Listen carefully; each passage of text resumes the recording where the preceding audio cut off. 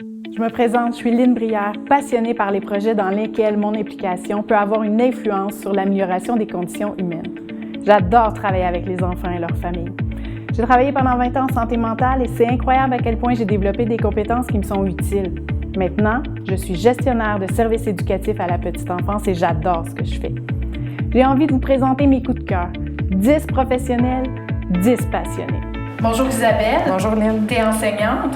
Donc, avec ton expérience d'enseignante à l'école secondaire, tu as aussi beaucoup œuvré dans ta communauté, dans les organismes communautaires, les camps de jour, donc tu as une expérience jeunesse. J'aimerais savoir, avec ton recul, quel est le rôle, l'impact du service de garde pour la scolarisation des enfants? Bien, la recherche démontre qu'un enfant qui est bien préparé pour l'école a moins de chances d'être un décrocheur. Ça a vraiment un rôle important. C'est pas juste une préparation, par exemple, qui est au niveau de l'acquisition des compétences, c'est surtout une préparation qui est sociale, qui est émotive. Alors, c'est justement d'agir tôt, d'agir rapidement pour donner les outils essentiels pour justement qu'un jeune puisse avoir une saine gestion des émotions. Ce que je remarque à l'école secondaire, c'est qu'il y a des adolescents qui ont de la difficulté justement à identifier leurs émotions, à les reconnaître, puis aussi à les vivre, puis à les exprimer sainement. Puis ça a un impact négatif dans leur vie parce que parfois, ça va être des chicanes, des conflits à chaque jour avec des amis, même de la difficulté à se faire des amitiés ou justement d'aller chercher de l'aide ou d'avoir des liens avec les intervenants. Puis, à ce moment-là, bien, ça va avoir justement des incidences dans leur vie. On veut essayer, justement, d'éliminer ces impacts-là. Et à ce moment-là, bien, le service de garde peut avoir un rôle important à jouer dès la petite enfance. Sinon, bien, le fait de justement créer des activités pédagogiques qui sont amusantes, les éducatrices vont justement jouer un rôle important pour la motivation intrinsèque du jeune. Cette flamme-là, cette motivation qui va être à l'intérieur du jeune, bien, va justement permettre d'avoir vraiment une soif de savoir, une curiosité qui va être là. Puis, justement, bien, les autres intervenants par la suite vont seulement avoir à garder cette flamme-là active. Fait qu'à ce moment-là, le service de garde peut avoir un rôle à jouer là, dans tout ça. Sinon, c'est vraiment là, que les éducatrices posent des questions aussi. De stimuler la réflexion fait en sorte que, justement, ce jeune-là va intégrer les questions, puis par la suite, plus tard, au primaire ou au secondaire, va lui-même avoir le réflexe de se poser ces questions-là pour avoir un réel désir d'apprendre. Mm-hmm. Au service de garde, les parents, de jeunes parents, mais c'est des tout-petits, là.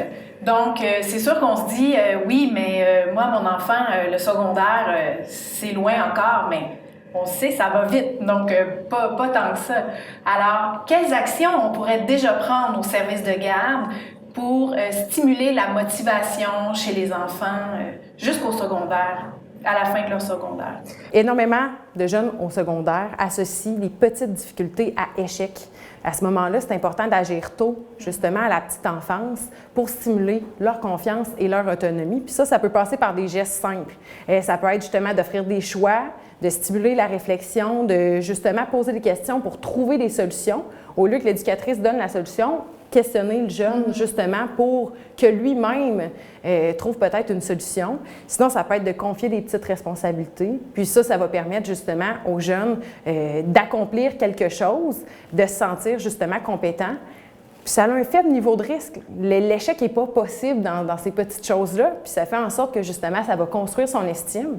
Puis qu'après ça, il va vouloir prendre l'initiative et que lors de la transition scolaire, bien, quand il va arriver à la maternelle, il va avoir une difficulté, bien, il sait qu'il est capable. Il va pouvoir agir puis justement relever les petits défis du quotidien. C'est ça. Les tout-petits grandissent, ils gravitent plusieurs personnes autour des enfants. Ça peut être le coach de soccer, dans toutes les activités sportives, les animateurs de camp de jour, ensuite les enseignants. Donc, ils gravitent beaucoup de personnes autour des enfants. Quel message voudrais-tu communiquer à ces personnes-là quand on parle de la persévérance scolaire et de nos jeunes? Le message, il peut prendre vraiment plusieurs formes, là, mais je dirais qu'à la base là, de tout, peu importe l'âge de l'enfant, là, que ce soit justement de 0 à pratiquement 18 ans, c'est la collaboration justement entre les divers milieux. C'est vraiment de présenter ça comme un ensemble qui est cohérent. Tout le monde, on est là pour le bien-être de l'enfant. que ce soit justement en bas âge ou à l'adolescence. Fait que c'est important que justement la famille, les éducatrices, les organismes communautaires, bien, on agisse tous ensemble pour justement qu'il y ait une belle collaboration puis que le développement global soit vraiment là. Les enfants vivent dans différents contextes familiaux, c'est plus les contextes qu'on était habitués. Fait qu'à ce moment-là, les institutions comme les services de garde, comme l'école, jouent un rôle pivot dans tout ça. Puis sont vraiment là pour faire articuler un petit peu là, tous les organismes communautaires, les intervenants, les professionnels de l'éducation. À ce moment-là, justement, il faut que le service de garde soit là pour soutenir les compétences parentales puis offrir justement un pont entre justement les divers intervenants ou divers domaines là, en question. Alors, sinon, l'autre point que j'apporterais comme message, c'est surtout de créer un milieu de vie qui est rassembleur, qui fait en sorte justement que la famille se sent supportée, que les organismes peuvent avoir aussi leur place dans tout ça et que justement les éducatrices ont leur rôle à jouer, ont leur lien avec l'enfant. J'élargirais un petit peu plus à la famille plus grande. Hein? Les grands-parents, les oncles, les tantes sont là pour le développement global de l'enfant aussi. Ça fait en sorte que s'ils sont eux aussi intégrés au service de garde, dans le cadre d'activités thématiques, ça peut être des ateliers conférences, des moments en fait qui viennent intégrer justement la famille et tous les autres intervenants, ça crée un milieu de vie qui est rassembleur. Puis, bien, on veut avoir un esprit de communauté parce que c'est justement en communauté qu'on est capable de régler soit des petites difficultés ou justement d'aller améliorer la transition scolaire de l'enfant ou même sa persévérance scolaire. C'est tous ensemble justement qu'on peut éduquer puis veiller au bien-être du jeune. Exact.